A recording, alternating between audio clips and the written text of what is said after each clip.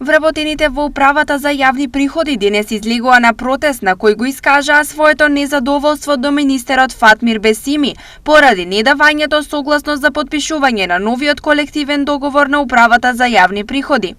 Колективниот договор не е потпишан и една од причините што сме овдека таја, бидејќи правото на зголемување на плати е опфатено со посечениот договор,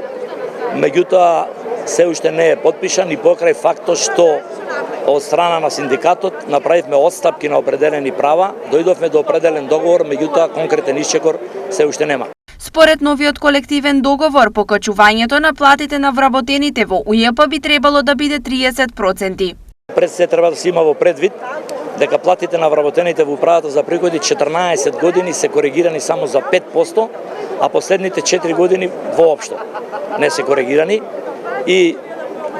процентот кој што бараме покачување е 30%, повторувам, согласно законски основ одредби од членот 66 од Законот за буџети. Протестот ќе продолжи и понатаму затоа што вработените во УЈП работат по одредени правила, а добро ги знаат и своите права, нагласи Недановски.